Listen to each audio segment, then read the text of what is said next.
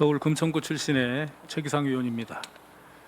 지난주에 검찰의 공소권 남용을 인정한 판결이 대법원에서 확정되었습니다. 우리 대다수의 검사님들과 수사관들 그리고 직원분들이 성실하게 일하고 계신다는 걸 잘 알고 있습니다. 그렇기 때문에 더더욱 검사로서 직무상 권한을 오남용한 검사들의 책임을 정확히 묻는 것이 우리 국민들을 위해서 중요하고 검찰의 신뢰를 위해서 꼭 필요하다는 말씀을 드리면서 질의를 하겠습니다. 예. 총장님께서도 앞서 말씀이 나왔습니다만 유우성 씨의 외국환 거래법 위반 혐의에 대해서 공소권 남용을 이유로 검찰의 상고를 기각한다는 판결 들으셨지요? 예. 들었습니다. 봤습니다. 판결 내용은 검사가 공소권을 의도적이고 자의적으로 행사한 것, 소추 재량권을 현저히 일탈한 경우다. 검찰의 공소제의가 공소권 남용에 해당한다. 대법원이 인정한 최초의 공소권 남용 사례라고 합니다. 그리고 이 사건의 앞뒤 전후 경위를 살펴보면 일각에서는 검사가 자신의 권한을 이용해서 한 보복 기소, 괴롭히기 기소라는 지적도 있고 이에 대해서는 철저한 규명이 필요해 보입니다. 총장님, 다시는 이런 부끄럽고 불행한 일이 반복되어서는 안 되겠지요? 대법원 판결 무겁게 받아들이고요. 존중하고 또 저희들도 좀 무겁습니다만 하여튼 더 깊이 좀 기록도 분석하고 판결문도 분석해서 대응 방안 마련하겠습니다. 저는 이런 일이 반복되지 않으려면 검사들에게 뇌리에 박히는 책임을 물어야 된다고 생각합니다. 그 과정을 통해 잘못을 한 검사들 그리고 이를 바라보는 대다수의 성실한 검사들께 검사도 잘못된 수사와 기소를 하면 책임을 져야 한다는 것을 각인시켜야 된다고 생각을 합니다. 향후 대검 차원에서 감찰이나 징계 등이 예정되어 있습니까?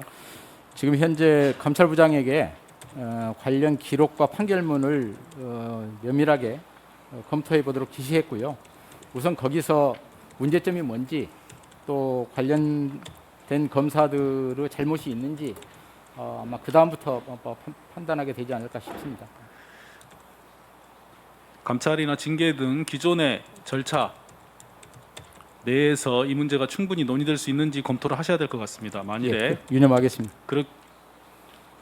그런 과정에서 충분하지 않다고 하면 별도의 청문 절차 등이 새롭게 논의할 필요가 있는지 검토해 보셔야 될 것 같습니다. 예. 지금 국회 일각에서는 검찰청법에 규정된 검사 탄핵에 관한 절차도 이번 기회에 검토해야 된다는 논의도 있을 정도입니다. 이만큼 이 사건의 엄중함을 느끼셔야 됩니다.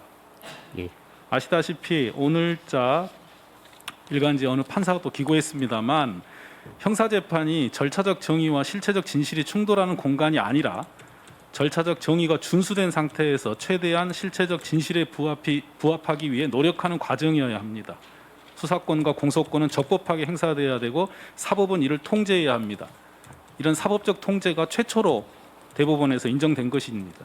그 전에 이런 일이 없어서 이런 사례가 없었을까요? 그렇지는 않습니다. 아시다시피 유우성 씨의 경우에는 조력을 받는 상황이었고 널리 알려진 사건이었음에도 불구하고 이런 일이 있었다면 전혀 관련된 조력을 받기 어려운 보통 시민들한테는 이런 일이 부지기수로 일어났을 거라고 충분히 예상할 수 있고 저도 20년 법관 생활하면서 여러 사례를 경험한 바 있습니다. 저 역시 그 당시에 이런 일을 바로잡지 못한 것에 대해서 죄송하고 안타깝다는 말씀을 드립니다. 그렇기 때문에 이 사건은 철저하게 진상을 규명하고 관련한 책임을 묻도록 노력을 해주십사 부탁을 드립니다. 유념하겠습니다. 총장께서는 혹시 법 왜곡죄라는 죄명 들어보셨습니까? 언론에 의원님께서 언급하신 거 제가 본 적이 있습니다. 다시 한번 말씀을 드리겠습니다. 지금 20대 때에도 국회에 발의된 적이 있고요. 21대 현 국회에도 발의되어 논의 중입니다. 외국의 독일 등의 사례를 참조한 신설 죄명인데요. 검사와 판사가 수사와 재판에서 고의로 사실관계를 조작하고 법규를 부당하게 적용하는 등 법을 왜곡하는 경우를 처벌하자는 내용입니다. 이런 범죄의 신설이 논의되는 그 경위를 엄중히 받아들이시기를 부탁드리겠습니다. 예, 취재 유념해서 살펴보겠습니다. 또한 검사의 잘못된 수사나 판사의 잘못된 재판에 대해서 국가배상 책임이나 민사 책임 인정되는 경우는 다른 공무원들에 비해 여전히 거의 드뭅니다. 그렇기 때문에 이 검사의 악의적인 수사와 기소로 인한 우리 시민들의 피해를 구제하기 위해서는 이 손해배상 청구 사건에서 증명 책임이 전환되거나 완화되어야 하며 언론중재법에서 논의된 바와 같은 새로운 형태의 손해배상 제도도 필요하다는 논의까지 있을 정도입니다. 제가 이런 말씀을 자세히 드리는 이유는 이 잘못된 수사와 기소란 검사에 대한 책임을 검찰 내부에서 제대로 묻지 않으시기 때문에 더 이상 검찰 내부의 자정적인 노력이나 과정에 대한 신뢰가 떨어지기 때문에 이런 논의가 발생한다는 말씀을 드리고 싶습니다. 이 사건에서 담당했던 그 검사들이 잘못이 있는지 여부는 절차를 거쳐서 판단을 해봐야겠습니다만 이 내용을 신속하고도 철저하게 규명하시고 절차가 부족하다고 한다면 새로운 절차의 마련도 필요하다는 생각입니다.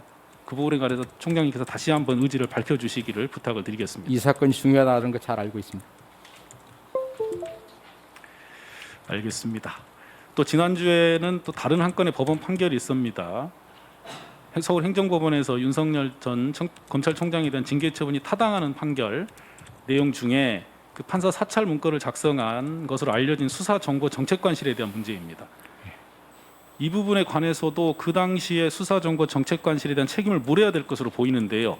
마찬가지로 해당 검사들에 대한 어떤 조치를 취할 예정이신지 의견을 말씀해 주십시오. 또 관련 사건이 아마 공수처에 고발이 되어 있는 것 같습니다. 하여튼 저희들도 또 이제 윤 총장 쪽에서 전 총장께서 지금 항소를 내 상소심이 있고요. 그래서 그런 거 감안해서 종합해서 살펴보겠습니다. 한동수 감찰부장께 질의하겠습니다. 대검 차원의 감찰인의 징계 등에 예정돼 있습니까, 감찰부장님? 네, 수정관실에 관련된 뭐 이렇게 언론 보도를 통해서 알려진 뭐 수개의 사건들이 있는 것으로 알고 있는데요. 그 부분에 관해서는 현재 공수처에서 현재 그 수사 중이어서 구체적인 답변은 드리기 어렵습니다. 물론 그 과정에서 그 대검 감찰부로서는 필요한 진상 조사 등의 그 절차들은 네, 뭐 열심히 잘 하고 있습니다.